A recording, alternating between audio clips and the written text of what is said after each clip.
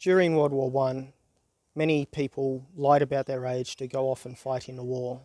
They were underage, but they made false documents and had false witnesses swear to their adult status. One of my relatives, named Clyde, was one such person. I'm a bit vague on some of the details as I've not looked at it for many years, but the story goes something like this. When he was 15 years old, he enlisted in the Australian Imperial Forces as an adult. He went off to Europe and he fought and died. I forget if it was in Flanders Field or the Battle of the Somme or somewhere in between.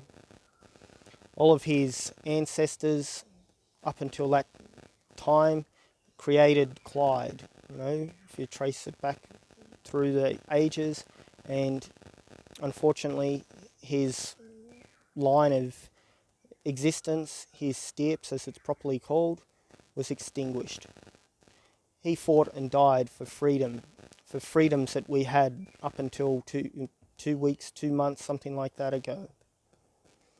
Now with this coronavirus lockdown, as it's called, our freedoms are gone. How long are they gone for? Well, according to many, including politicians and self-appointed medical experts such as Bill Gates, it is until we have a vaccine and have vaccinated everyone worldwide for the coronavirus. That is the novel coronavirus of 2019, also called coronavirus or SARS coronavirus number 2. So with regards to Bill Gates, will his vaccine be as effective at fighting viruses as Windows Defender is at fighting computer viruses, which are much less complicated creatures? Or will they result in blue screens of death? Who knows? The point is that we no longer have these freedoms that many a person fought and died for in order to fight for these freedoms for their kith and kin. Many of you would have seen the Department of Defence with their YouTube channel. They released a video with the Chief of Army, Lieutenant General Burr. Basically, in that video, he tells people to follow the government's coronavirus lockdown, to comply, to obey. That is not what the army is for. The army is to fight for our freedoms. Now, it was said in a uniform, or the first uniform tax case, South Australia versus the Commonwealth in 1942, by Chief Justice Latham, that people have the misgivings or the incorrect belief that a law is valid until it is proven otherwise in the court. He went on to describe that that was incorrect, that invalid laws are and always were invalid and are to be disregarded by the population, that the laws are void ab initio. Unfortunately, now we have police and the army out on the streets enforcing invalid and illegal laws. These aren't even real laws, they're regulation. And not even regulations, but rules. And they are invalid. Rules and regulations being slightly stronger, are basically arbitrary dictates which must comply with the law under which they are made. And by law I mean legislation in this case. A lot of people do define law broadly as including regulations, decisions, orders, that kind of thing. But that's beside the point. So legislation itself must be constitutionally valid and therefore comply with the Constitution. The Constitution itself must truly be valid as well, for people, when they formed government, did not give away every single right. This is a mistake that some people make, particularly with state legislation, that they believe that the state governments can make whatever laws they want for, whatever purposes they want, because the idea of making laws for peace, good government, etc. is interpreted broadly. The point I'd like to make is a message to the police and the army that they are helping no one in following and enforcing invalid laws. They should check with their military and police lawyers to check what I'm saying is true. I won't include references in this video because it'll be too long and no one will watch it. I will, however, include them in a separate video, probably entitled TINLA17, along with other claims that I've made in my previous TINLA videos of TINLA14 and TINLA15, suggesting that it would be great if people went and protested. Now, it brings me to another court case, which was the communist case. That was when the Parliament recited itself into power, so to speak, and banned the Communist Party. That law was held to be invalid. There are a number of interesting and important parts of the judgment of that case that are very applicable, such as that the government cannot redefine a lighthouse to mean anything it likes, i.e. in the current situation that the word quarantine cannot be all-encompassing to allow for the arbitrary and unlawful home detention, solitary confinement, etc. of people, the unlawful arrest. There's also about, from Fulliger, that a stream cannot rise above its source. Again, that indicates what I said about regulations must be supported by the laws under which power they are made, and legislation must comply with the Constitution. And going one further, that the Constitution must conform with the social contract, as it's called, the amount of power that they were given by the citizens, the subjects, whatever you want to call them. There's also another great little quote that I've already said, but that a government cannot recite itself into power. It cannot give itself powers that it did not have and does not have an entitlement to have. Unfortunately, there are many compliant police officers and military going on the streets. Perhaps they think, wow, chicks dig the uniform. A bit hard to see there. Ooh. But the point is that they should not be doing what they are doing. So some of the illegality in relation to the lockdown includes the closure of state internal borders. That is, setting up roadblocks, dangerous concrete pillars, barriers, obstacles upon roads, which are very dangerous. That includes police checkpoints, checking if people have so-called border passes.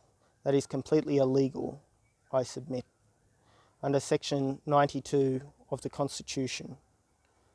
That allows for the free intercourse, whether by land or sea, of internal movements of people within Australia. I.e., someone from New South Wales travelling to Queensland, as an example, should not be obstructed. That is, with very few exceptions, such as if they are being chased by the police, etc., and trying to avoid the jurisdiction of one state to another, in which case that's no longer a problem anyway, because police in one state are special constables in another state, so they don't need to stop at the border with their pursuit, unlike what Hollywood movies would have you believe is still the case.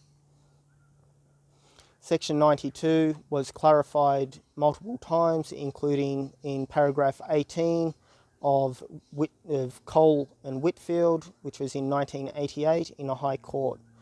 That goes on to state that you cannot have internal obstacles to internal border crossings or restrictions, etc. Also, there are states that have, and territories that have certain quarantine laws for internal quarantine, such as 14 days, stay in a hotel as soon as you cross the border, that kind of thing. That, again, is illegal and against Section 92, of the Constitution.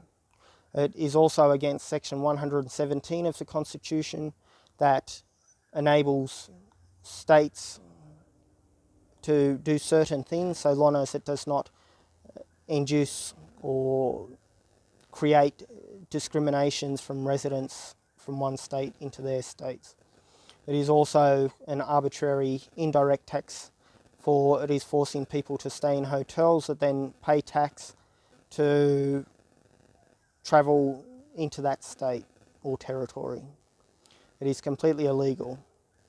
Also, Section 28 of the Biosecurity Act 2015, Commonwealth, also states that that act is not to be interpreted in such a way as to breach Section 92 of the Constitution. There's also various state government and territory acts that do the same, such as the Victorian Charter of Rights, the Queensland Human Rights Act, the ACT and Northern Territory Self-Government Acts that all prohibit this border discrimination and the guarantee, basically, the free movement of people across the internal borders. It is different from Australia.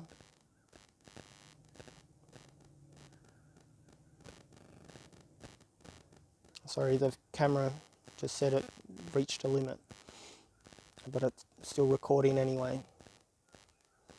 So it is a lot different having external borders, having quarantine and restrictions. That is fine. For, someone comes over here and they're sick, then they can be quarantined. Someone comes over here with a bunch of people that were sick, they also can be quarantined. That does not apply to internal borders, however. And the fact is, with the lockdown being arbitrary detention, being illegal, it is also inefficient. It is more efficient to have 500 people who are sick or around those who are sick to be in quarantine than locking down the whole country, destroying the whole economy, freedoms, system of government. We also have people like Scott Morrison, who demanded and then semi-retracted the need to have a Chinese Communist Party style phone app tracking your every move. And of course, that would come with certain other requirements, such as the need to have your phone on you, to have the app installed, to have the app running, to have your phone charged. Otherwise, it would be ineffective.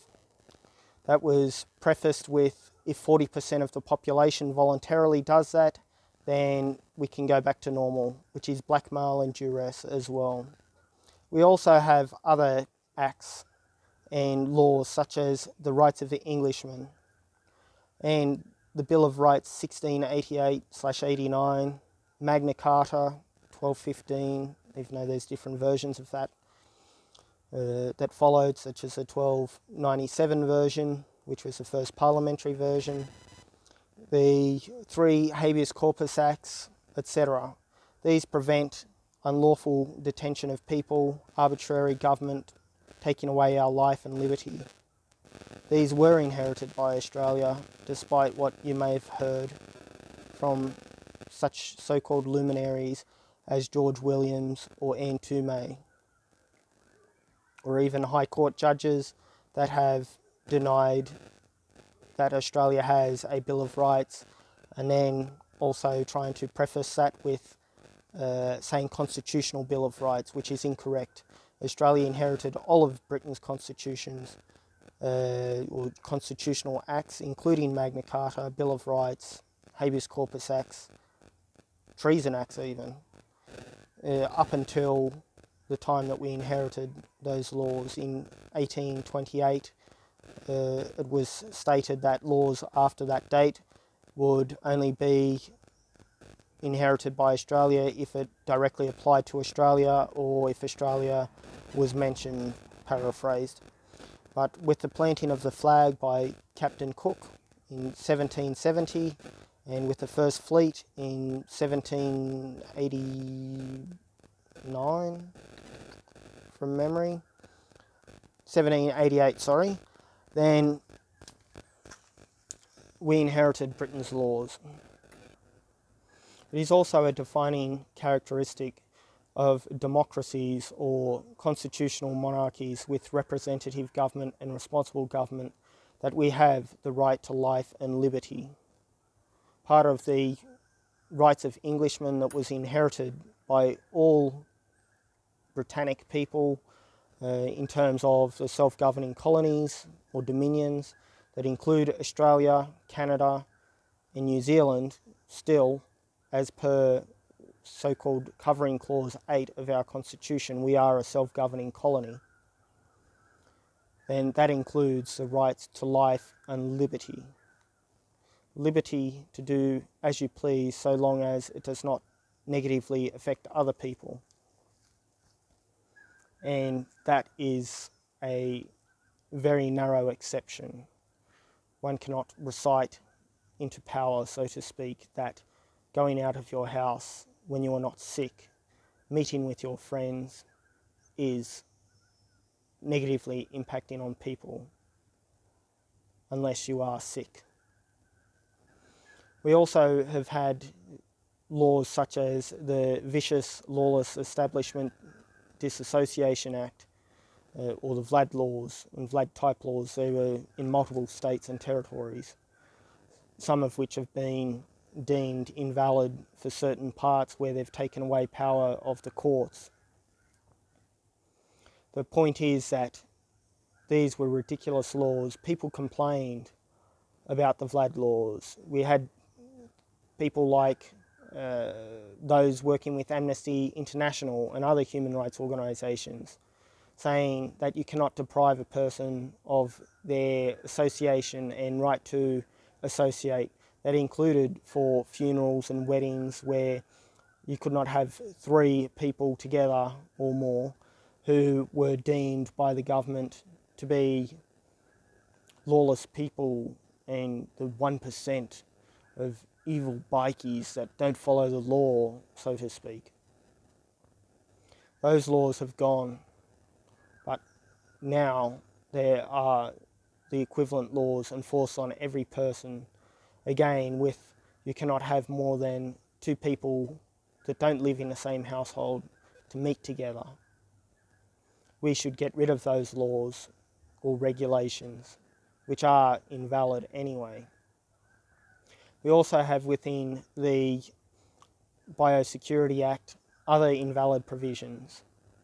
This includes Section 92 that states that the government can force vaccinations on people, mandatory vaccinations. There is Section 95 that claims that that cannot be done with force, with a big asterisk, with many exceptions. Yet if someone is going to forcibly inject someone and then that person resists, then that provision no longer applies, because then they are using different law in order to hold a person down or defend themselves, so to speak, by holding the person down and then injecting the person. The coronavirus vaccine, when it is made, will make Bill Gates very, very, very rich. He's already very, very rich, but presumably he is vying for the #1 spot again. Also, the coronavirus vaccine will wipe out the coronavirus just as the flu vaccine has wiped out the flu, i.e. it hasn't. Now, we also have found out since this lockdown started that many of the claims have been false about the coronavirus.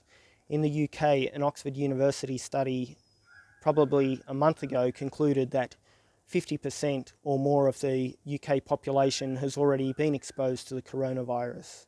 In China, apparently there are studies that state 75% or 80% of the population in China already has this virus.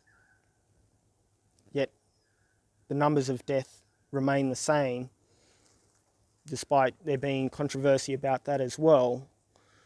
For in Italy, one of their top medical doctors who advises the government has already came out and said that only 12% of those Italians who were listed as coronavirus victims even had any kind of causal relationship with the virus and their death. Another Italian study showed that 0.8% of people who died from coronavirus did not have comorbidity. We've seen Dr. Fauci, who should be fired, fire Fauci, who has publicly stated on videos in the White House press briefing room that any time this is very paraphrased, but any time someone comes in with flu-like symptoms and dies, they should be listed as a coronavirus death. That is false and misleading and leads to poor decision making, such as destroying our economies for the so-called greater good of people. We have also seen that in the USA, if someone is listed as a coronavirus patient within a US hospital, the federal government there gives $19,000 bonus to that hospital. If the person is ventilated in the US and has a suspected case of COVID-19 or coronavirus disease 2019, then the hospital is given $39,000 extra US. That is incentivizing lying and theft and fraud. For it is fraud to make false statements, for others to act upon those statements, and for that to result in financial gain.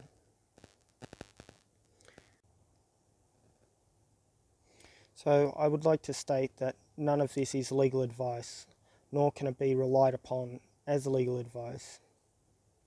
Yet I believe people should be out and celebrating our so-called freedoms and memorialising those that died for those so-called freedoms that we no longer have, but that we need to restore for ourselves if it is not restored otherwise.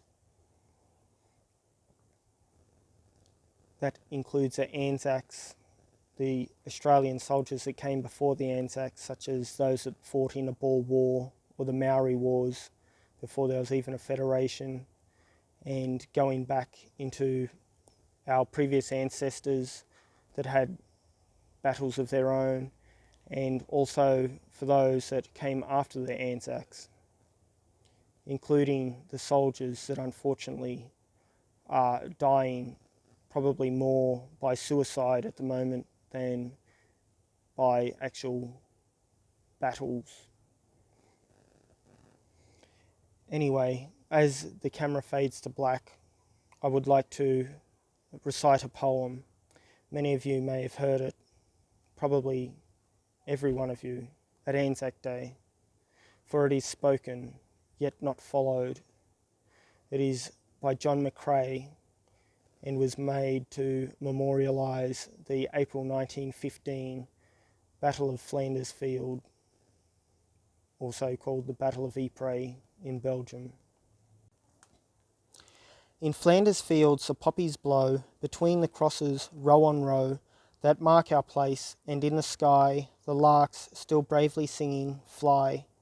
Scarce heard amid the guns below, we are the dead, short days ago, we lived, felt dawn, saw sunset glow, loved and were loved, and now we lie in Flanders fields. Take up our quarrel with the foe, to you from failing hands we throw the torch, be yours to hold it high. If ye break faith with us who die, we shall not sleep, though poppies grow in Flanders fields. Thank you. Please share this message everywhere so that it gets out I've been shadow banned and banned outright off various platforms merely for providing my opinion as to the legality of certain things such as the lockdown, such as being banned off Twitter a couple of weeks ago for suggesting that people should protest the unlawful lockdown, that the law does not apply to them, for it is no law at all, that invalid laws, as Chief Justice Latham of the High Court stated, have no effect and can be ignored and disregarded by everyone. Now, there are some things that we can do about this lockdown, including lodging certain writs, such as habeas corpus and quo warranto, to force other people, the government, to show where they get their authority from, to put the burden upon them, to let us free. There's also torts of false imprisonment and other such torts, those of false arrest for those arrested for merely sitting at a beach or sitting on a park bench, including little old ladies with sore backs. Now, these things you can do yourself, or you can support others, such as myself, to do them. But all of these things, unfortunately, cost money. So if you would be able to donate some money, then that would be much appreciated and very helpful for the cause of liberty and freedom. You can do so by sending some money to me at paypal.me/Arjay Martin, ARJAYMARTIN. I don't really want to spoil the video by asking for money, donations, but if I cannot afford to do these things myself, but I have the knowledge to do them, to put in these writs, then I need to get funding from somewhere, somehow. I thank you for your time, and please do not forget to share this video and share it to all your friends, even your enemies, in various groups, Facebook groups, Twitter groups. On Twitter, share it to journalists, to lawyers, to army personnel, Navy, Air Force, police, government, elected officials, senators, representatives. Thank you for your time. Goodbye.